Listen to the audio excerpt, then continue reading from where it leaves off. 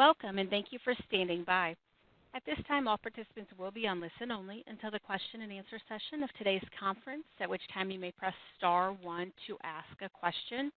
Today's conference is being recorded. If you have any objections, please disconnect at this time. I'd now like to turn the meeting over to your host, Ms. Deborah Rivera. You may begin. Great, thank you so much. Good afternoon, everybody. As the operator said, my name is Deborah Rivera. I am a training specialist. I'm working in the Data Dissemination and Training branch at the U.S. Census Bureau. Thank you for joining us and welcome to another one of our Census Academy webinars. Our topic for today is collecting and tabulating ethnicity and race responses in the 2020 census. Joining me today from my team is my colleague Kim Davis, and she is going to be assisting me in providing technical support to both of our speakers today. So just a few housekeeping items before we get started. We will have a question and answer session that is going to take place towards the end of the presentation. And in the interest of time, today we will only allow one question per turn for all the participants who wish to ask a question. So one question only when it is your turn to ask your question. And we also ask that you please do not share any personal information over the phone. We are recording today's webinar, and along with any PowerPoint presentations that are being shared at the time and transcripts, this will all be posted in the Census Academy site as a free learning resource. We'll try to have that up there no later than the end of this week, but more than likely by close of business on Monday. So now I would like to introduce our speakers for today, Rachel Marks and Nicholas Jones, and I'm going to read a biography for each of them. Rachel Marks is the Chief of the Racial Statistics Branch in the Population Division at the U.S. Census Bureau. Rachel joined the Census Bureau in 2007 as a survey statistician in the Decennial Management Division, working in Puerto Rico, island areas, and overseas enumeration branch before moving to the Population Division. In her current role, she leads a research team that analyzes data on race and ethnicity from the 2020 census, the American Community Survey, and the Current Population Survey. Rachel has authored numerous reports and presentations, and she is a leading expert on the Middle Eastern and North African population in the United States. Rachel received a master's degree in sociology from the University of Hampshire and a bachelor's degree in sociology from Shippensburg University. She has also completed a master's certificate in project management from George Washington University. Thank you so much, Rachel. Thank you for being with us. And we also have Mr. Nicholas Jones. Nicholas Jones is the Director and Senior Advisor for Race, Ethnicity Research and Outreach in the Census Bureau's Population Division. Nicholas began his career at the U.S. Census Bureau in 2000 as an analyst in the Racial Statistics Branch, and his research helped shed light on race reporting patterns and the demographic characteristics of children in interracial families. As an analyst, Nicholas authored numerous reports and presentations and became a renowned expert on the multiracial population and racial ethnic diversity of the United States. Nicholas received a master's degree in sociology from the University of Michigan and a bachelor's degree in sociology and anthropology from St. Mary's College of Maryland. Thank you for being with us, Nicholas. Hey, guys. Okay, so yeah, take it away. Thank you, Deb, and hello, everyone. We are really glad to be able to meet with you all today to introduce you to the 2020 census questions on ethnicity and race.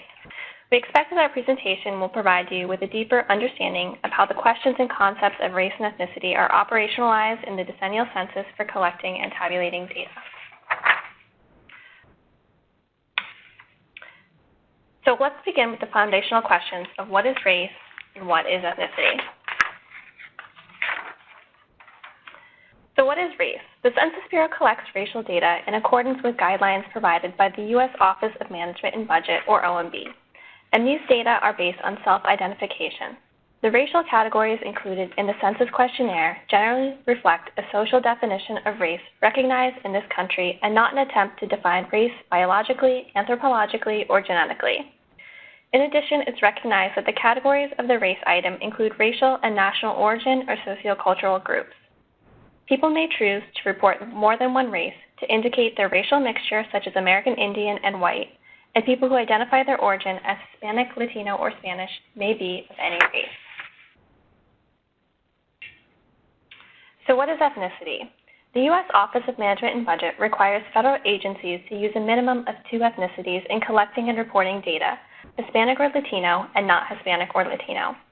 The Office of Management and Budget defines Hispanic or Latino as a person of Cuban, Mexican, Puerto Rican, South or Central American, or other Spanish culture or origin, regardless of their race. Thanks, Rachel. Good afternoon, everyone.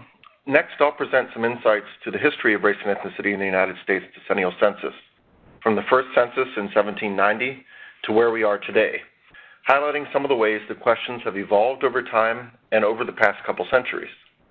The measurement of race and ethnicity is part of our nation's history. Since the first United States decennial census in 1790 and over each subsequent decade, the decennial census has collected information on race or ethnicity. The census form has reflected contemporary circumstances and societal changes throughout our nation's history. And conceptual shifts have occurred in the way the Census Bureau classifies and tabulates race-ethnicity data. Historically, these changes have been influenced by social, political, and economic factors of the times. Like this example on the slide from the census of 1800, the United States decennial census provides a valuable case study of the interaction between our nation's history and the concepts of race and ethnicity. To illustrate the historical changes in the concepts, categories, and classifications of race and ethnicity in the United States decennial census, race-ethnicity expert researchers from our population division developed an interactive visualization of how the categories used in the decennial census have changed over the past 230 years since the first census in 1790. Shown here on the slide, studying this history enables us to better understand the relationship between historical classifications, the evolution of these concepts, and their contemporary use in federal statistics. If you would like to understand more about our nation's history and the ways that race and ethnicity have been collected in the census over time, we encourage you to become familiar with this research by reading the corresponding research article and exploring the interactive graphic with a hyperlink noted on the bottom of this slide. This provides a really cool way to understand how the concepts of race and ethnicity have evolved throughout our nation's history. We'll also make this link available in the chat room so that you're able to take a look as we're going through the presentation.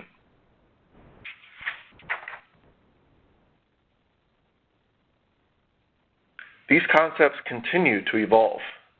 The next slide shows the Hispanic origin question and the race question from the last decennial census in 2010. Some of you worked with us in the 2010 census or surely remember answering the census questions in 2010. And you may remember that a lot of communities had issues with answering the questions on Hispanic origin and race. The Census Bureau undertook extensive efforts to work with communities and explain how people can self-identify, and this remains true for our plans for 2020 census. The census is a full enumeration of the population, so every respondent is directed to answer both questions. But we also recognize that the ethnicity and race questions present issues for many respondents, and they have trouble answering one or both of the questions. Thank you, Nicholas. So in summary, within the context of the United States decennial census, the questions and concepts of race and ethnicity follow the standards set forth by the U.S. Office of Management and Budget, or OMB. The OMB minimum categories for data on race and ethnicity for federal statistics, program administrative reporting, and civil rights compliance reporting are defined as follows, and you can see them here on your screen. The OMB requires 2 minimum categories for data on ethnicity, which are Hispanic or Latino and not Hispanic or Latino. OMB also requires the 5 minimum reporting categories for race: American Indian or Alaska Native, Asian, Black or African American, Native Hawaiian or other Pacific Islander, and white, and people may report multiple races. The Census Bureau is also required to use the category of some other race. Displayed on this slide are the OMB definitions for the minimum race and ethnicity categories. For example, Asian is defined as a person having origins in any of the original peoples of the Far East, Southeast Asia, or the Indian subcontinent, including, for example, Cambodia, China, India, Japan, Korea, Malaysia, Pakistan, the Philippine Islands, Thailand, and Vietnam. Black or African American is defined as a person having origins in any of the Black racial groups of Africa, and white is defined as a person having origins in any of the original peoples of Europe, the Middle East, or North Africa. We present these definitions to underscore the point that the Census Bureau follows the OMB definitions to classify and tabulate data on race and ethnicity. So over the past decade, the Census Bureau conducted extensive research and outreach, including 2 groundbreaking national studies on how to improve race and ethnicity questions so that these statistics can better measure our diverse nation. Our work was undertaken to help improve the questions we ask, as well as the resulting data, so that they better reflect changing and complex ways in which people see themselves and identify racially and ethnically. The Census Bureau's research identified that a combined race and ethnicity question, which is shown here on the left side of the slide, was the optimal design for improving race and ethnicity data. In comparison with designs which use 2 separate questions, like the design here on the right side of the slide. However, the Census Bureau does not make a unilateral decision on the content of the census. In fact, determining the content for a census is an extensive undertaking with a 3-pronged approach involving empirical research, outreach and engagement with stakeholders, and ultimately the review and approval from the U.S. Office of Management and Budget and the United States Congress. So why does the census ask the questions about ethnicity and race? This slide here shows the 2020 Census Ethnicity Question, also known as the Hispanic Origin Question, and the related content that was included in the 2020 Census Questions Handbook.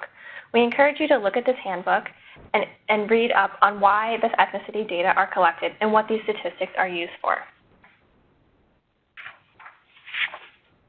Similarly, this slide here shows the 2020 Census Question for race and the related content that was included in the 2020 Census Questions Handbook. This handbook describes why the race question data are collected and what the resulting statistics are used for. The results of the 2020 census will provide a snapshot of our nation, our population, where we live, and so much more.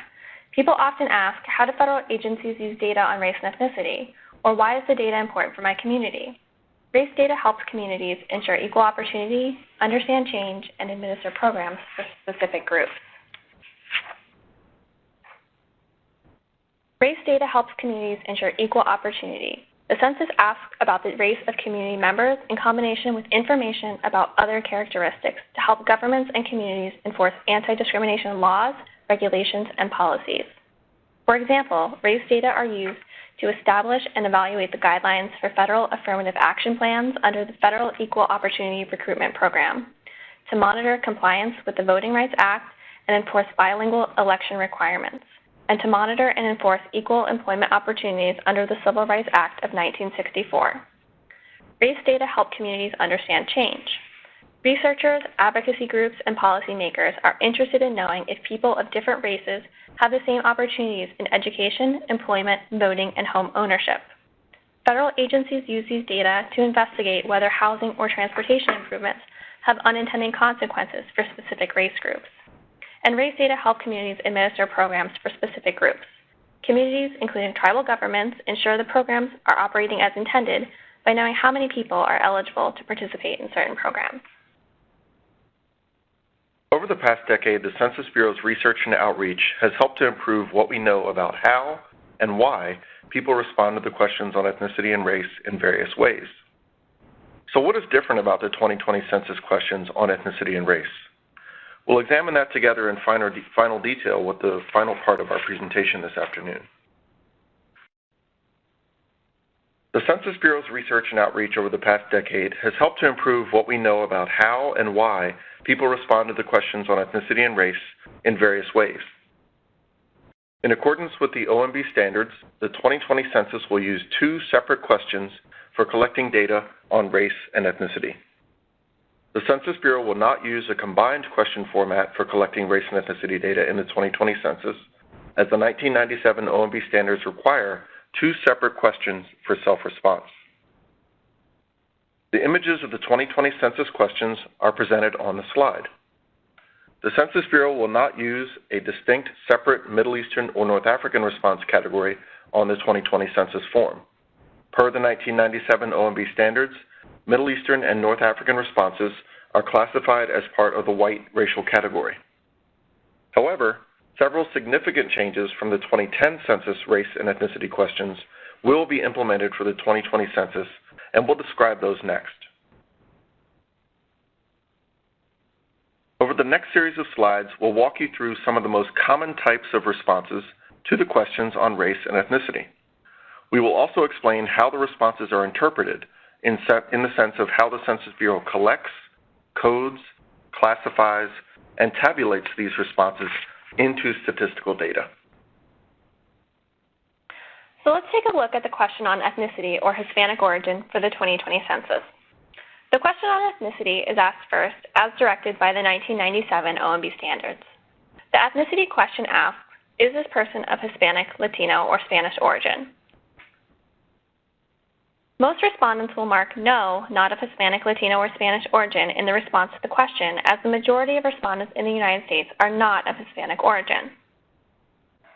For respondents who are of Hispanic origin, most of them will check one of the three detailed checkboxes for the largest Hispanic origin groups, which are Mexican, Puerto Rican, and Cuban. Additional examples, as well as a dedicated write-in area, are part of the ethnicity question, and these design features enable the collection of other detailed Hispanic origin groups, such as Guatemalan and Honduran. Next, we'll point out how additional response scenarios with the ethnicity question are collected and tabulated. In response to the question on ethnicity, a small percentage of respondents may report that they are both no, not Hispanic, and yes, Hispanic to indicate their heritage. For the 1997 OMB standards and how the census edited these types of responses for the 2020 census, the Census Bureau will edit these responses to be Hispanic origin in the 2020 census.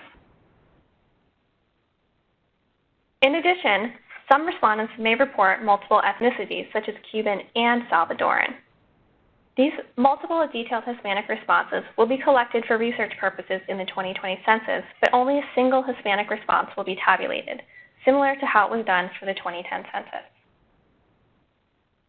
We also know that some respondents report non-Hispanic answers in the other Hispanic response area. For example, someone may report that they are Brazilian, German, or Jamaican in this area. When non-Hispanic responses are reported, they are coded into a non-Hispanic category, and if the other Hispanic box is marked, it will be removed. In similar fashion, if a respondent reports an uncodable response to the question on ethnicity, such as I'm from Mars, they're coded into an uncodable category. Now let's take a closer look at the question on race. Some of the significant changes from the 2010 census race question are shown in this slide. Most respondents will mark the white checkbox category, and based on positive research and feedback from communities over the past decade, we've included a dedicated write-in area and examples for the white racial category so that respondents may now report their detailed backgrounds, such as Irish or Lebanese or German. This question design feature was not available in the last census. Similarly, we've included a dedicated write-in area and examples for the Black or African American racial category. A respondent may now report their detailed origins, such as Jamaican or Nigerian. Additionally, we've introduced detailed examples for the American Indian or Alaska Native racial category to facilitate the reporting of detailed American Indian tribes, Alaska Native villages, and Central and South American indigenous groups. In other common reporting scenarios, many Asian respondents will mark detailed Asian checkboxes such as Filipino, Vietnamese, and Korean. Or they may use the other Asian write-in area to report additional detailed Asian responses such as Pakistani, Cambodian, or Hmong. In similar fashion, many Pacific Islanders will mark detailed Native Hawaiian or Pacific Islander checkboxes such as Native Hawaiian, Guamanian, and Samoan. For 2020, based on positive research and feedback, the category Guamanian or Chamorro has been changed to Chamorro. Additional detailed Pacific Islander responses, such as Tongan, Fijian, or Marshallese, are collected via the other Pacific Islander write-in area. Next, we'll discuss the reporting of multiple responses and how they are collected and tabulated. In response to the question on race, which instructs respondents to, quote, mark X one or more boxes and print origins, end quote, some respondents will report multiple race groups, such as white and black, to indicate their heritage. These represent the reporting of 2 or more responses across categories. This also applies to the reporting of detailed responses across major categories, such as the reporting of both German, which is classified as white, and African American, which is classified as black. The goal of the instruction to mark 1 or more boxes and print origins is to help respondents understand that they are able to report multiple identities to fully represent their heritage.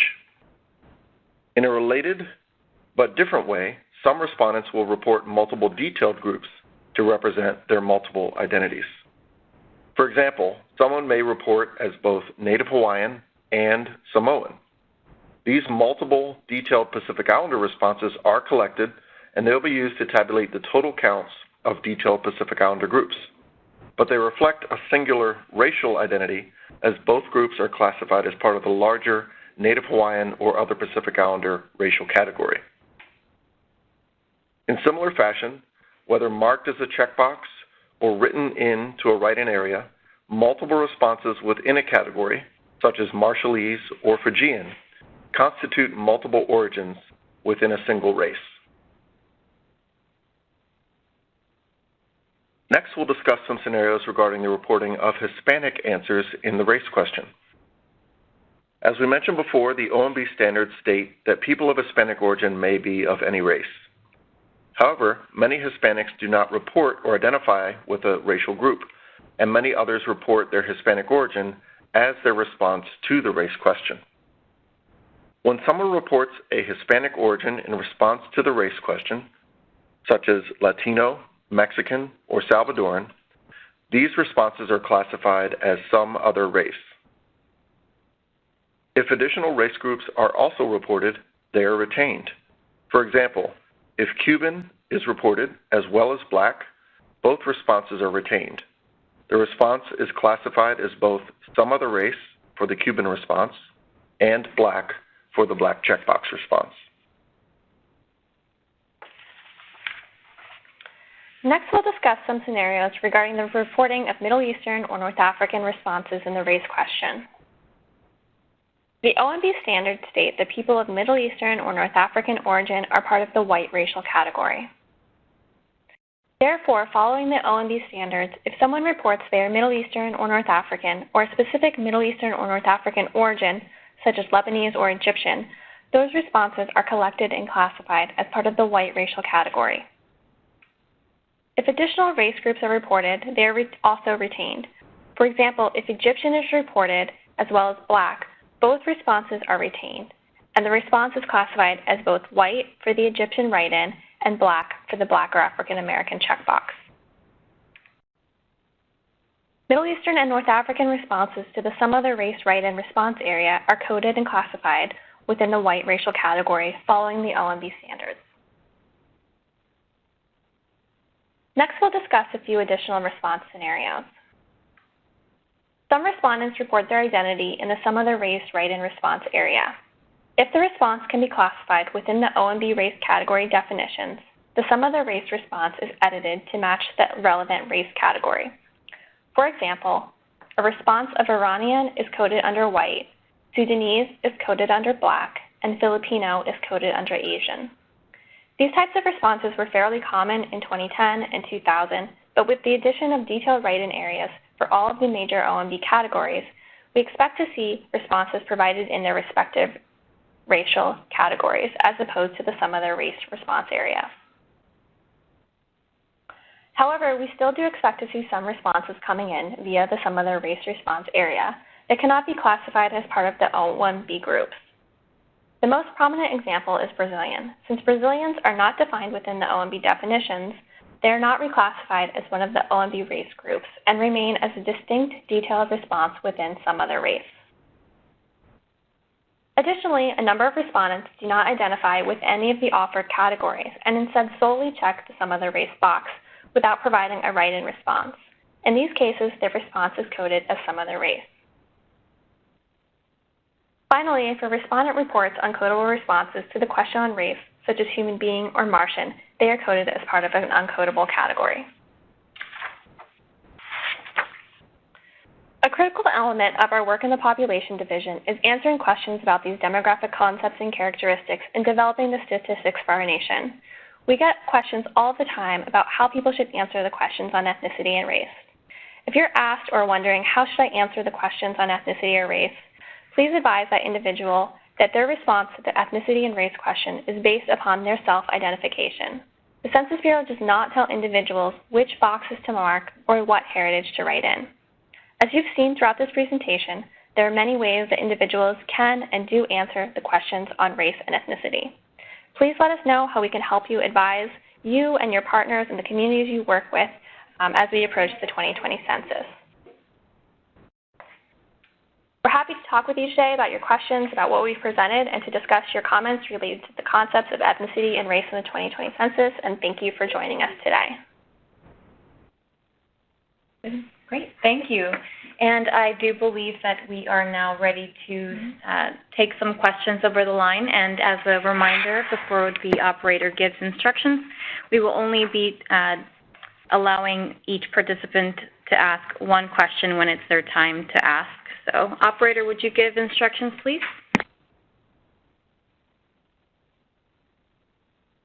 Absolutely. We'll now begin the question and answer session. If you would like to ask a question, please press star 1. You will be prompted to record your name. Please be sure to unmute your phone. Once again, if you would like to ask a question, please press star 1. We'll pause for just a moment to allow those questions to start coming through.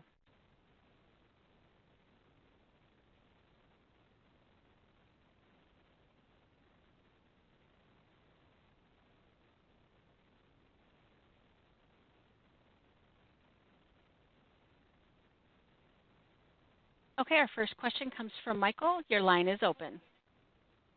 Thank you, and good afternoon, and thank you for the presentation. It was very informative.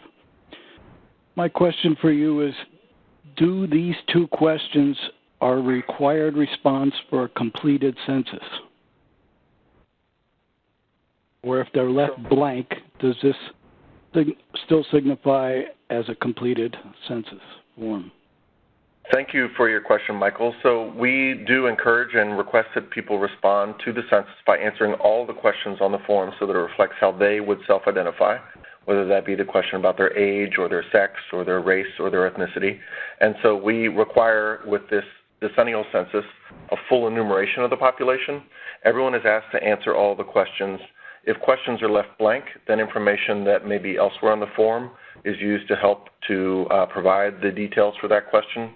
Or if nothing is provided that helps to give that information, it may be imputed from other data sources such as related administrative records, such as perhaps your last census that you answered or the American Community Survey.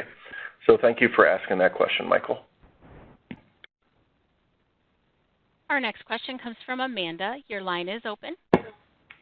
Hello, thank you. Yes, I'd like to ask if there is a public phone number that people can receive assistance with for filling out the form. Yes, so thank you for that question, Amanda. We can send that information through the chat and also make that available to everyone online. The question that you're seeing right now is a question, is a telephone number, a toll-free number for assistance with information about census data or questions about the census itself. But there are other telephone numbers that are available to the public throughout the data collection phase of the census. Your responses can actually be taken and recorded via telephone. We're encouraging everyone to participate with the census in 2020 by filling out their responses online or via phone or on paper, depending on how you receive your invitation to do so. But one of those mechanisms is to complete your form via telephone.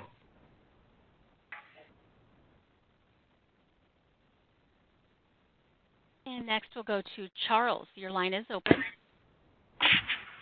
Yes, thank you for the presentation.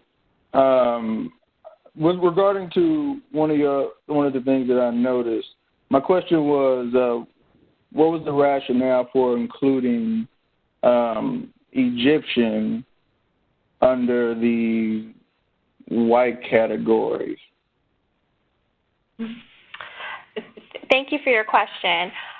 So the reason that the Egyptian is included as part of the white category is because the Census Bureau needs to follow the Office of Management and Budget standards which defines the race categories, and The Office of Management and Budget defines white, includes the Middle Eastern and North African as part of the white category. So Egyptian is part of the Middle Eastern and North African group. But that being said, a respondent who is Egyptian and may not identify as white, they might, in the example that we showed, they may identify as part of the black category or perhaps some other race category. What we're trying to do in the census is respect all of the different identities a respondent might have. So if they check the black box and write in that they are Egyptian, we will still retain that black response that they provide us with, but we'll also keep that Egyptian response. And the Egyptian response following the OMB standards must be part of the white response category. So that's the rationale behind that. Thank you for your question. Our next question comes from Nat. Your line is open. Hi, thanks. I recognize that the Census Bureau needs to follow the OMB standards. I'm just curious why, if research showed that the combined race ethnicity question was better than the current approach, why OMB abandoned the efforts to shift to that single question approach. Thanks. Thank you for your question. Throughout the last several decades, the Census Bureau has been a leader in conducting research to help us improve the questions on ethnicity and race. And one thing that we've seen is that these questions have incrementally improved over time. We've made some decisions for the 2020 census to allow us to collect more detailed information, such as the introduction of write-in response areas and detailed examples for the white racial category and for the black racial category. Our research has shown that would be a very good improvement to help people self-identify more easily on the form. But again, the Census Bureau follows the standards set by the federal government through the U.S. Office of Management and Budget. And going into the 2020 census, those standards still remain intact, with the 1997 standards requiring the use of two separate questions on ethnicity and on race. We expect with the 2020 census to conduct research and evaluations of the quality of the data and the response patterns and the types of distributions that we're seeing from 2020 census answers, and that will lead us to conduct more research as we prepare for the 2030 census.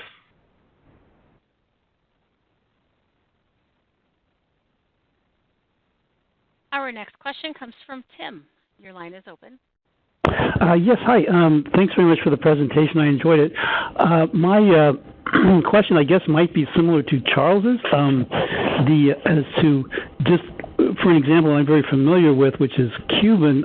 Could you repeat what would happen if someone, I believe, marked Cuban as Hispanic and then wrote in black, or was it the opposite, checked black and then wrote in Cuban?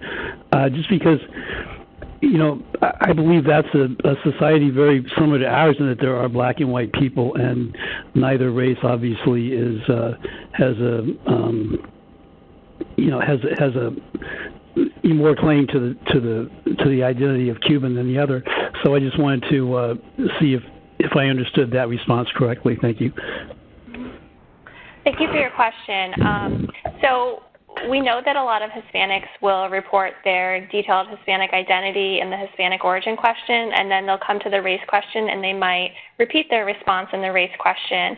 And they may not provide any other racial response, or they may, like in the example you see here on the screen, they might provide a detailed Hispanic response like Cuban and also provide a race response. So in this case, what would happen, because the OMB standards state that Hispanics may be of any race, what would happen is that we would retain the response of black or African American, and because Hispanic is considered an ethnicity, not a race by the OMB standards, we would convert the Cuban response to as part of the some other race category. So this response would be part of the black or African American category and the some other race category. So thank you for your question. Next question comes from Diane. Your line is open. Thank you. If you have a family members that both parents, one may put down the race as white and the other as black, can the children be considered biracial? Is there they can be counted as biracial if they'd like? Absolutely. So in response to the questions on race, which are based on self-identification, however the respondent chooses to report their identity or the identities for another family member or their children, all that information is collected. So beginning with the 2000 census, That was the first census in which individuals were allowed to self-identify being more than one race or being multiracial or biracial, and that continued with both the 2010 census and the 2020 census. We had a few examples on the screen, which we'll go back to here, that talked about various ways in which people can report multiple identities, and that we're collecting all of those identities and tabulating them as part of both categories. So, for example, an individual could be identified as both white and black by marking both of those major checkbox categories, or providing more detailed information in terms of their white racial heritage or their black racial heritage, as German and African American are shown here on the slide.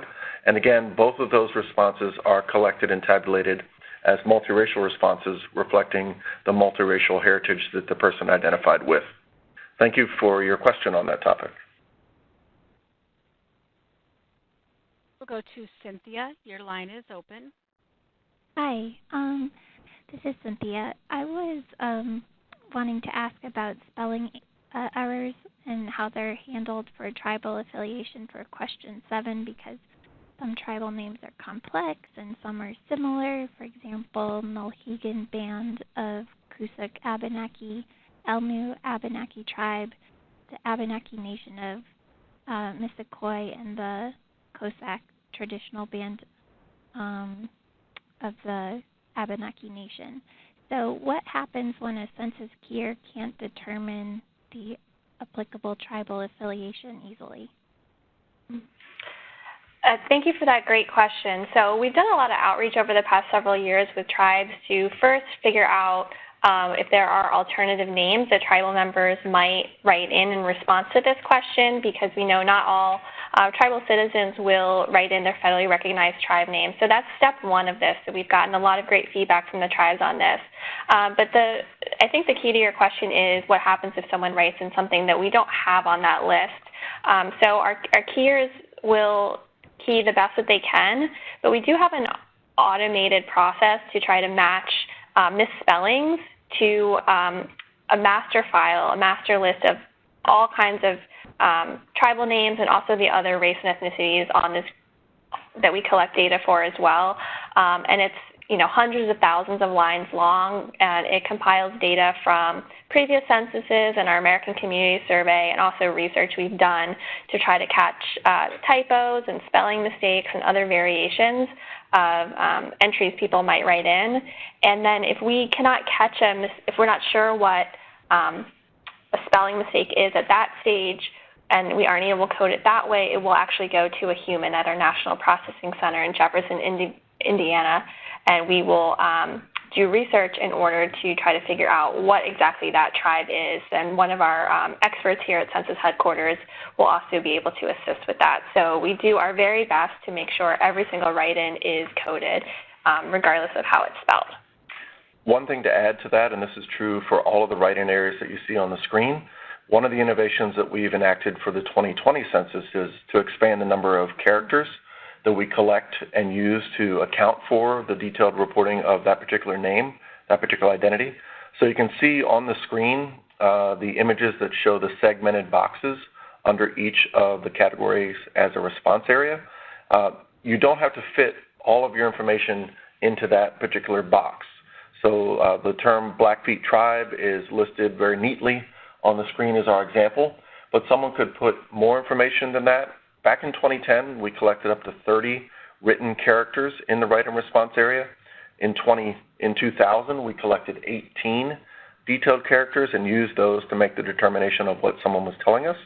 In 2020, based on our research over the past decade, and knowing that many detailed tribes or multiple responses are being reported as part of someone's self-identification, we've expanded that write-in area to recognize up to 200 characters. This is more easy for you to understand and see when you're looking at the online instrument. Essentially, when you're writing in response to that response area, you can keep typing up to 200 characters. On the paper form, we collect information within and around the write-in response, so it doesn't necessarily have to neatly fit within the confines of those segmented boxes. And again, that's an important innovation for us to recognize all of what people are telling us in 2020.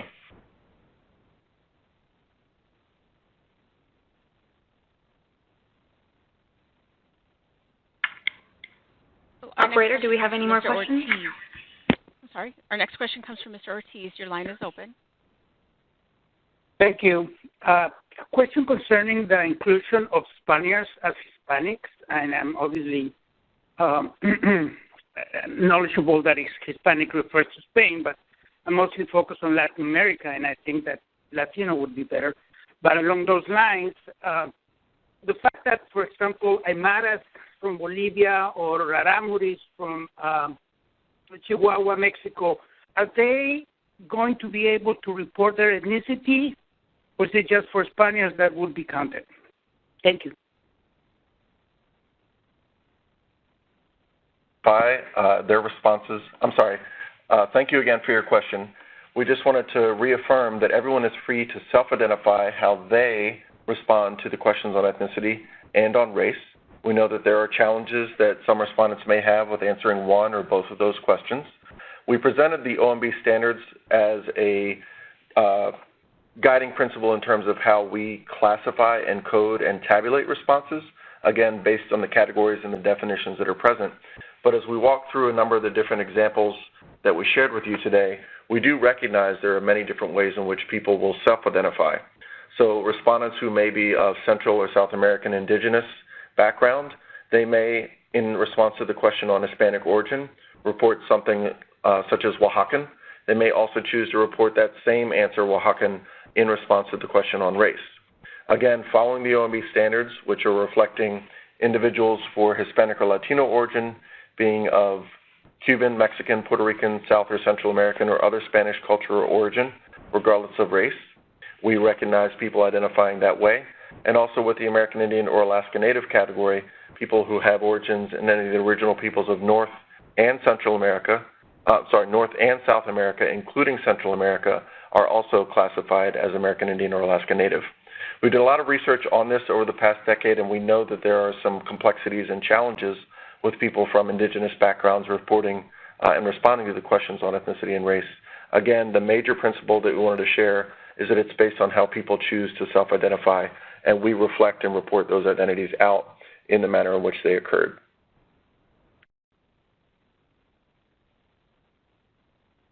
Our next question comes from Roxanne. Your line is open. Hi there. I wanted to know, more interested in the earlier censuses, can you explain the 3/5 compromise and how African Americans were counted in the first few censuses? Thank you. Thanks for your question, Roxanne. I'm going to go back to one of the pieces that we listed on the early part of the presentation and use it as a reference. So as a link at the bottom of this slide, which is slide number 8, it takes you to our data visualization, which talks about the changes in the measurement of race and ethnicity across the decades, starting with the first census in 1790, all the way through the last census in 2010. The link also has a connection to a research paper that was written and published by several of our census colleagues here at the Census Bureau that talks about the ways in which the questions operated, the concepts that were constructed at the times, and it does have a reference to race, ethnicity, and things like the first census in 1790 and the Constitution. So I hope that you'll have a chance to take a look at that paper, and it will give you some great insights to address your questions. Thank you. And next we'll go to Cynthia. Your line is open.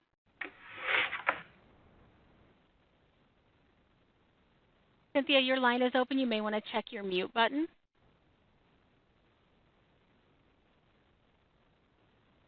We can move to the next person. Monique, your line is open. Yes, can you hear me? Yes, thank you. Yes, hi. I'm calling from New York, and we have a very large Middle Eastern population. And my question to the panel is, when we go to do the census count and our enumerators sit with the respondents, when they have questions regarding the race, how are we to explain to them when they check off the race and they see white? The gentleman asked earlier, and they identify as black, and they put black Egyptian. You're saying that when they process the form, that you're going to choose either or. It sounds like you're saying that you're going to recognize black, but then when it comes to ethnicity, you're going to say either or, black or Egyptian. So are you saying that you're going to recognize black but then disavow the Egyptian because it's classified as white? So thanks for asking your question. So I think what we want to do is clarify exactly what happens with the Middle Eastern North African responses. So following the OMB standards, Middle Eastern North African responses must be classified as part of the white racial category. But we want to respect all responses that people provide. So if a respondent checks that they are both black and writes in another response, we will keep both of those responses. We will not keep only the black response and get rid of the Egyptian. That's not what we're doing. What we'll do is we will keep the black response and we will keep the Egyptian response. When we output the data, though, because Egyptian is part of the Middle Eastern North African category, we have to tabulate that as part of the overall white racial category. So a response like the one you see here on the screen where the respondent has marked both black and written in Egyptian, they will be counted as part of both the black population and the Egyptian population. So when you're talking to respondents or working with the community, I think our message to them is really this is about self-identification, and we'll preserve all of the responses that they provide to us. So we can't advise them how to respond, but we can just tell you what happens to responses when we receive them. So thank you for that great question.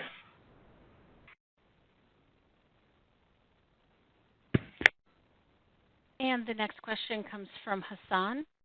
Your line is open. Yes, thank you very much for this presentation. My question is more technical and broad.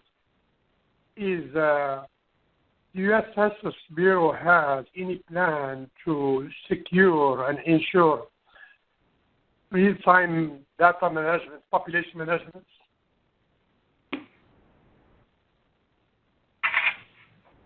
I'm sorry, would you mind repeating your question? It just really didn't come through on the audio for us. If you wouldn't mind repeating it. Yes, please. Is there any plan by U.S. Census Bureau to ensure population management real-time reporting? Because we understand your effort to collect all data about population from any side of the United States and, of course, from American citizens living abroad. Do you have this time difference between collecting the data and reporting it, but also it takes time for another census to come and adjust and update? Do you have anything planned for making sure that we have all data at any time are real and are correct?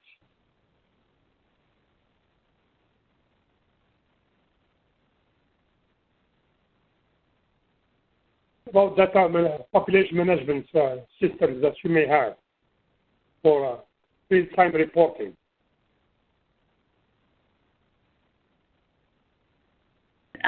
Yes, sir. Thank you for your question. Once again, I think we would be better able to assist you if you give us a call after the seminar has concluded. So I'm not sure if you can see the screen, but again, if you call the 844-ASK-DATA number, or that is 844-275-2342, we'll be able to better assist you. Thank you. Our next question comes from Marie. Your line is open. Yes, hello. Thank you very much. This is Marie, and I represent the Make Portuguese Count National Complete Count Committee. We were able to meet with census officials from headquarters, the Chief of Ethnicity and Ancestry last June. And we were told that this time in 2020, there would be a code number and tabulation for Portuguese as a Portuguese group, which there was not in 2010. We were only counted as white. At the same time, we were told that because Portuguese people can be of any race from Africa or Asia or even South America, that no matter under which race Portuguese was written, that it would be coded and tabulated as Portuguese. This was last June, so is this still true? Hi, Marie. Thank you for your question. So I think if I'm understanding your question correctly, you're asking about some of our data products and tabulations. And so at this point in time, we are still working on developing our tabulation plans for our detailed race and ethnic groups. We do have a team here at Census that are conducting research on how exactly we will be tabulating these data, but at this time we haven't made any final decisions about exactly which groups we will be tabulating for 2020 census, but we are committed to producing these data products. So when we know more, we will be happy to share more with the public, including you and our other stakeholders. Our next question comes from Navik. Your line is open. Hi, thank you so much for your presentation today. So I work extensively with Middle Eastern and North African communities, and I can tell you for sure that the vast majority of them do not identify as white. And so advocates from those communities are telling them to fill in the other category for their race, some other race, and to write in under some other race, Lebanese or Egyptian or wherever their ethnic origin is from. But what I'm understanding from you is that that will be, even if they mark some other race, that will be tabulated as white anyway. And so my question for you is, will that effort to kind of make a statement that they don't identify as white, will that have any effect in the tabulation for now, and will it have any effect on future categories for the census in 2030? So we understand that not all members of the Middle Eastern North African community will identify as white, but as you know, we have to follow the OMB standards when we're classifying and tabulating our data here at the Census Bureau. So because of this, regardless of where Middle Eastern North African response is written in, that response will be tabulated as part of the white category. And like we mentioned earlier, if additional responses are written in on the form or checked on the form, we'll also tabulate those responses as well. But ultimately, what it comes down to is self-response. We're not telling Middle Eastern North African responses that they must mark the white category, they must mark or they must write in the white category. We do expect that respondents will write in the other categories, and we know this is true from the 2010 census when there were write-in campaigns to write in the some other race category as well. We do intend to continue our research in the Middle Eastern North African category during the 2020 census and beyond as we conducted the middle of this decade. So we are continuing that research and we'll continue to work on the community with this as well. So thank you for your question.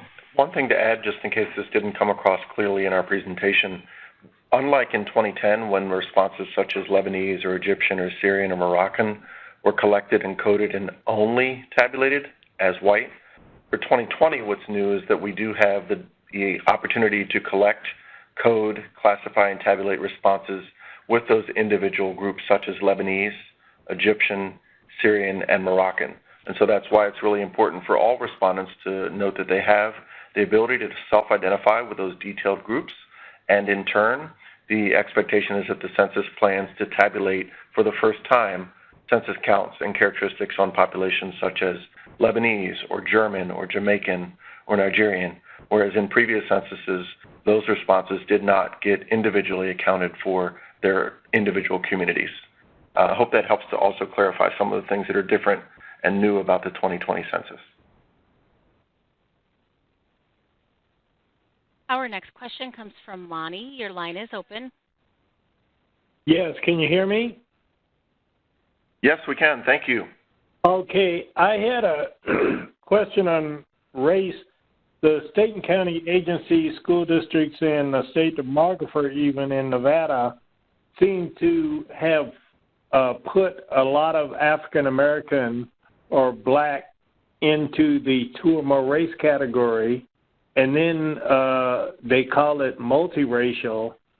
which my understanding is they were only supposed to use the designations that you had developed for race, and it made it very difficult as a civil rights organization to track the perceived racial disparities in our school systems and other state agencies because of this misunderstanding of racial categorization.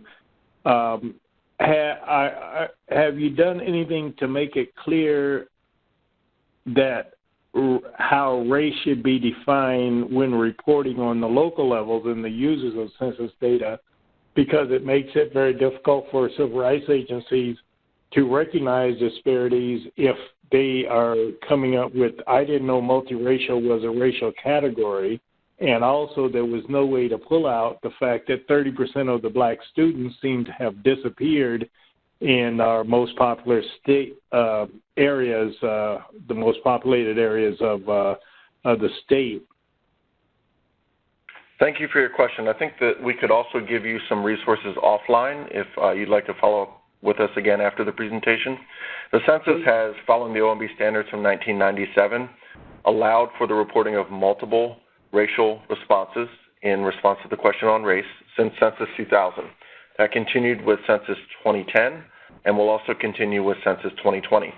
One of the fastest growing population groups that we have in the United States is the multiracial population, and we've tabulated and provided conceptual definitions and explanations as to how the data can be understood. We talk about this commonly as a black alone population, for example, or an Asian alone population, where that individual only reported a group that was black, or another individual only reported a group that was Asian. But someone who reported as both black and Asian would be counted for both of those population groups and reflected in a population that we refer to as the two or more races population or the multiple race population. So again, this is something that we've been doing since 2000 following the 97 OMB standards, and it's really important to understand all the ways in which the data are provided. The Census Bureau provides all of the information that reflects how people are self-identifying. We could point you to a few reports that explain this in much more detail, and should be very self-evident when you look at that information to further understand the data and the properties that it includes for the statistics that we provide. So we'd be happy to talk with you about more offline. Our next question comes from Joan. Your line is open. Hi, this is Joan. I'm not sure whether this question has already been answered in some fashion, but if you would go back to one of the slides with the racial question asked, and then it says, and. My question has to do with whether or not and is required, since it is in large, if you go back several where you had some samples. Thank you. That wasn't asked, Joan, but we appreciate your question. So as part of the research that we conducted over the past decade, one of the things that we really wanted to provide guidance on are the instructions for the questions. And given that every population group has the ability to self-identify with detailed origins, we wanted to encourage respondents to note that that was new.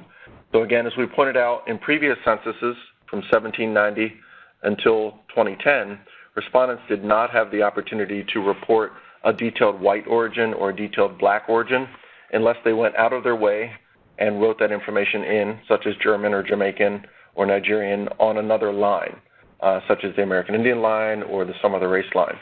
What's different about 2020 is that for the first time, following the OMB standards, which are shown here on slide 11, we provide mechanisms for individuals from all racial and ethnic backgrounds to self-identify their detailed origins. So these responses are not required, but they are encouraged, one, so that people understand that they have that new opportunity, and that's why the word and is written in bold and italics print to draw the attention to this new operational piece within the census question. So thank you for your question and for pointing that out.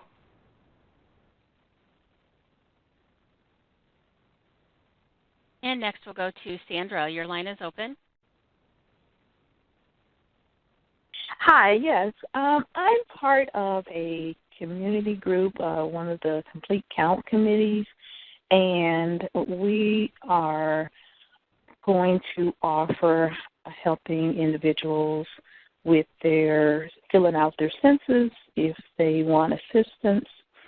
What type of training will you recommend for our groups to make sure that we can address the race issue with participants? So one thing that we hope that you'll be able to use is this webinar. This will be recorded, as Deborah shared at the beginning of the call, and made available on the Census website. So this is a great resource that you can use to help explain to various communities. We really tried to give a broad overview of the ways in which many respondents may self-identify, noting a lot of the complexities and a lot of the different ways in which people would respond to these questions on ethnicity and race. So we think that's a great place for you to start. Another thing that we stress is that these responses are based on how people self-identify. So if you're getting questions about how should I fill out the form or what does the Census Bureau want me to report, it's really best to share with that individual that their answers based on how they self-identify are the right answers. And we do not tell them which boxes to mark or what heritage to write in. So with both of those, we hope that that's helpful information for you. If you have additional questions, we would certainly love to talk with you about your questions and see how we can help. And you can reach us via email or by calling 1-844-ASK-DATA, and we'll be able to help address your other questions. Okay, great. Thank you. Our next question comes from Marlon. Your line is open. Good afternoon. My question deals with a Native American, Alaskan Native. Okay. I'm from the Northern Arapaho tribe on the Wind River Indian Reservation, Wyoming. And we have, some of our grandchildren are both part Northern Arapaho and Eastern Shoshone. And so when they identify, is there, are the tribal affiliations listed? Or do they write them in, or what do they do? Yeah, so it's a great question. So on the 2020 race question, we do have a write-in area for the American Indian or Alaska Natives where we have an instruction to print name or enrolled of principal tribes, and we list some examples there. So what's new for 2020 is that we will accept up to 200 write-in characters. So you can actually write beyond the space that you see here on the screen. In 2010, we only accepted 30 characters, and we know that's not enough space for a lot of American Indian and Alaska Native tribes and villages, especially if you're going to write in more than one that you might identify with. So you can write beyond this. You can write around the line, below it, into the margins, and we'll be able to capture and code all of that data in the 2020 census. Okay, thank you. Appreciate it. Next question comes from Shelley. Your line is open. Hi, good afternoon. I have a question, and I've had a question since I got involved with census, is on the 2 or more races, specifically American Indian, but this applies to all races. If, like the gentleman a few questions ago was talking about, the civil liberties losing count, if somebody puts 2 races, how do you count them? How do you not double count? And how do you decide if somebody's black or white or American Indian or white? Thank you for your question. And again, we can make this available to all of you as well as part of a follow-up to the webinar. But we have reports that have been written since Census 2000 that talked about the concepts of multiple race reporting and the standards from OMB, which the Census Bureau follows. That requires us to be able to provide all the responses that someone has reported, such as white and black, or black and American Indian, or Asian and Pacific Islander, recognizing that they have the ability to self-identify with multiple racial groups. So we have concepts that we've described and used to present data since Census 2000 that shows individuals who reported only a single race being counted and individuals who reported multiple races also being counted. It really gives you a sense of the full picture or the full scope of a particular population group. So, for example, American Indians and Alaska Natives have essentially just as many people who identify as a single race, American Indian or Alaska Native, as they do individuals who identify with multiple races, American Indian, Alaska Native, and another group, such as white or black. And to show only one segment of that population would not give the full picture. So we know that this is a very important way of displaying and discussing the data to show the complexity and the diversity of our nation's population by talking about both the alone populations and the multiracial populations. We can give you some links again to reports which show this and help to explain it more clearly and more in depth. But again, this is not new for Census 2020. It's been part of what we followed with the OMB changes in 1997 to allow us to reflect the changing ways in which people are self-identifying. So before we take the next question, it looks like we're about 10 minutes after the top of the hour, and we want to be respectful to our speakers. So I think we're going to go ahead and conclude today's session. But before we do that, I want to thank both Rachel Marks and Nicholas Jones for being so wonderful and for giving us all this incredible information. And also to my colleague, Kim Davis, who's been in the chat just assisting people with questions and sharing information. Just as a reminder before we conclude, the recording for this presentation as well as the PowerPoint presentation, those will all be posted in the Census Academy site as a learning resource. So give us until probably Friday or Monday and you should be able to see it listed up there. You can find it easily by going to census.gov/academy, and we'll try to send that link over the chat in just a few minutes. And before we conclude, I also wanted to mention that we are going to be administering an evaluation form just so that you can give us feedback about today's session, and that's going to happen. Everybody who's joined us via the WebEx, you'll be able to access the evaluation form once you exit out of the WebEx event screen. We would really appreciate it if you could give us some feedback on how we did today, how we can improve, and perhaps even some topics that you'd like to see in the near future. So with that, I'd like to once again thank Rachel and Nicholas. Thank everybody on the phone. Thank you for joining us today, and have a great rest of your day. Thank you. That concludes today's conference. Thank you for participating. You may now disconnect.